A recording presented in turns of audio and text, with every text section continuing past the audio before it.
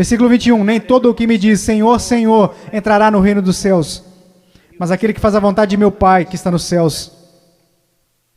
Você sabe o que a sua profissão de fé em Jesus vale?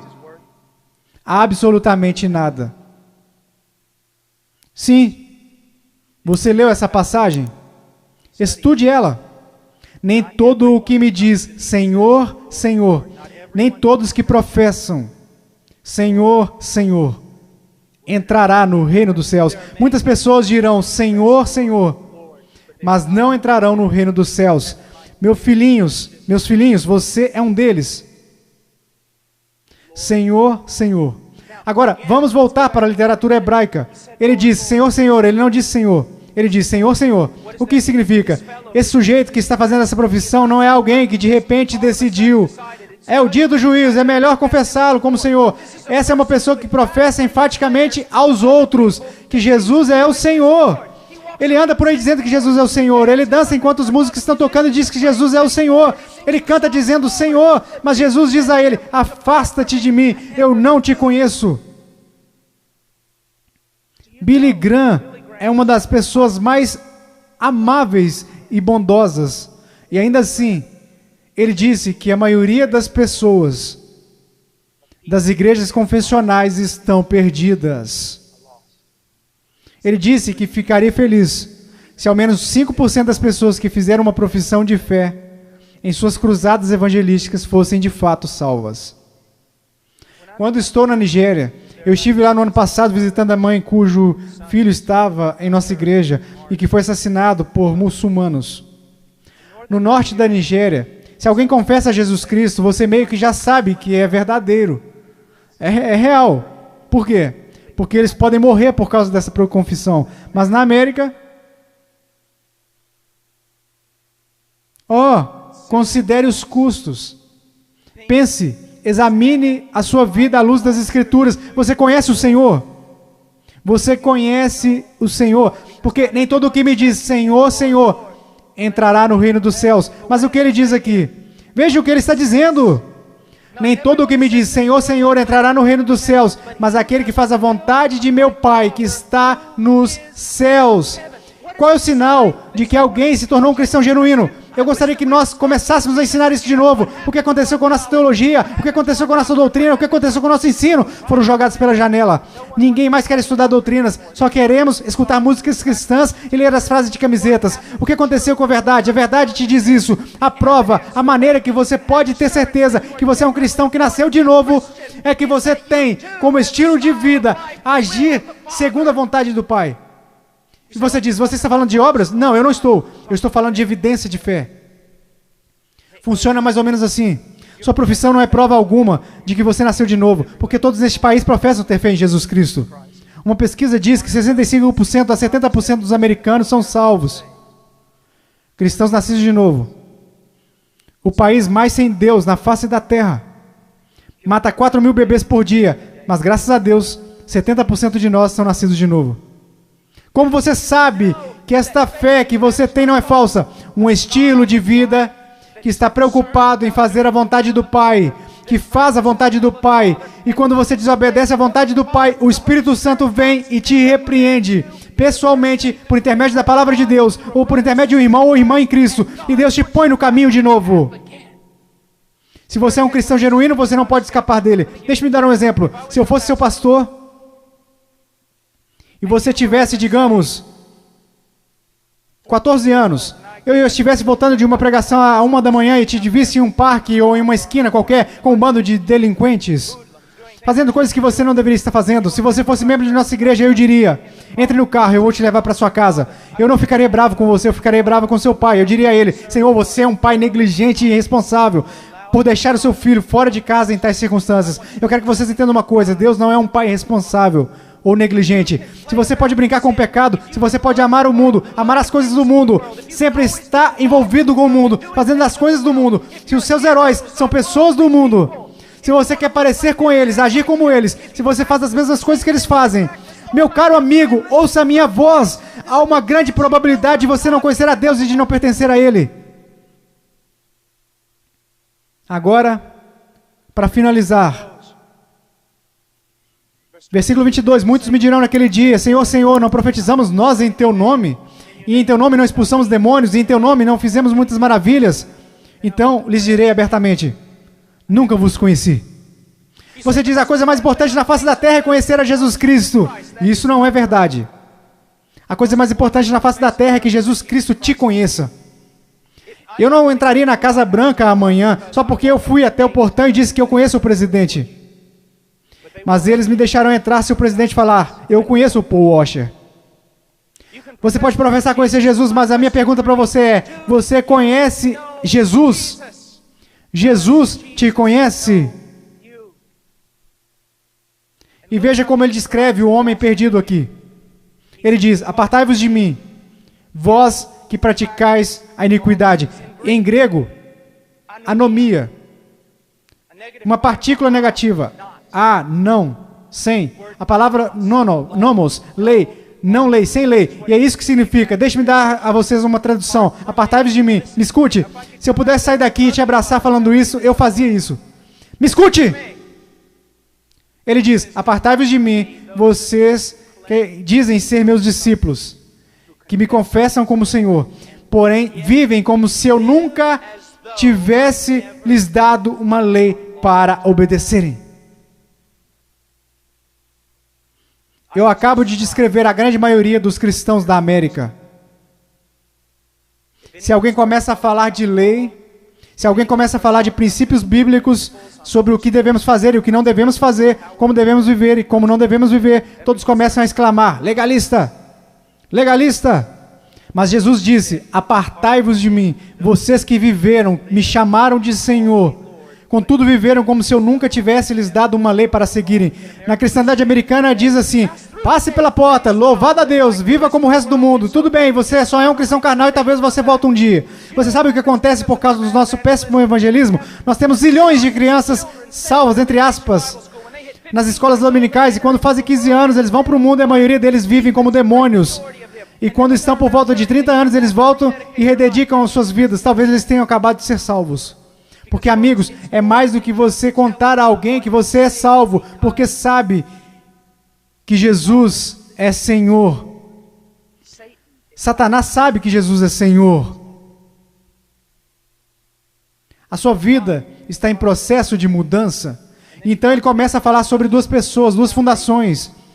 Você sabe o que é essa passagem na interpretação contemporânea? É importante estudar teologia, é importante estudar história. A interpretação atual dessa passagem sobre a rocha e a areia é basicamente isso. Se você é cristão, você precisa construir vida sobre a rocha. Porque se você construir a sua vida sobre a areia, você será um cristão infeliz e sua vida não dará certo. Isso não é o que Jesus está ensinando. E a história me apoia nisso. Quase nunca foi interpretada dessa forma. Você sabe qual é a interpretação? É assim. Há dois caminhos. Há o caminho estreito e o caminho largo. Em qual você está? Há dois tipos de árvores. Tem a árvore que dá bons frutos e que vai para o céu. Tem a árvore má, e você sabe que é má porque dá maus frutos e vai para o inferno. Será cortada e lançada para o inferno. Há aqueles que professam Jesus como Senhor e fazem a vontade do Pai que está no céu. E há aqueles que professam Jesus como Senhor e que não fazem a vontade do Pai que está no céu. E eles irão para o inferno. Não por falta de obras, mas por causa de uma falta de fé demonstrada pelo fato de que eles não tinham obras. E ele continua. Não são dois cristãos construindo suas casas em duas fundações diferentes. Não, esses novamente são um homem salvo e um homem perdido. O homem perdido ouve a palavra de Deus ser pregada, mas não prepara a fundação. Você não consegue ver na vida dele como a palavra de Deus está formando e construindo e sustentando a sua vida. A sua vida não está... Quantas pessoas da Convenção dos Batistas do Sul, apesar dos nossos números, apesar de tudo o que dizemos, se nós simplesmente comparássemos as pessoas a essa passagem e disséssemos, você está construindo o seu casamento de acordo com a palavra de Deus, você está educando seus filhos de acordo com a palavra de Deus, você está administrando suas finanças de acordo com a palavra de Deus, você tem vivido separando-se das coisas deste mundo de acordo com a palavra de Deus, quantos estariam aptos a responder positivamente? Não, nada disso. Eu professo Jesus, Ele é o meu Salvador. O meu professor de escola dominical me falou. Eu sei. Assim como Leonardo Ravenhill, um conhecido meu, que antes de falecer costumava dizer: eu preguei uma só vez em várias igrejas batistas. Eu prego em muitos lugares como esse, somente uma vez. Eu poderia vir aqui hoje com um vocabulário que iria impressionar todos vocês e pregar para vocês sobre coisas que fariam vocês saírem flutuando deste auditório. Eu poderia contar a vocês histórias que fariam vocês rirem, histórias sobre cachorros e vovós que fariam vocês chorarem, mas eu os amo demais para fazer isso. Eu sei, porque a palavra de Deus é verdade, que há pessoas que acreditam ser salvas, mas não são. Não são. Eu sei que há alguns de vocês que olham ao redor e pensam: ora, eu sou salvo. Quer dizer, eu pareço com todo mundo do meu grupo. O que faz você pensar que o seu grupo é salvo? Ora, eu sou como meus pais, ou eu sou como os adultos da minha igreja, ou os diáconos, ou o pastor. E de que adianta? Você não será julgado por eles no dia da vinda de Cristo. A minha pergunta para você, querido, minha pergunta para você, meu filhinho, quero dizer, vocês poderiam ser meus filhos. E eu oro para que um dia, quando o meu filho crescer, que haja um pregador que fique diante dele e diga: basta! Vamos focar o que a palavra de Deus diz. Como a sua vida se apresentará diante do fogo ardente, que é a santidade de Deus no dia final.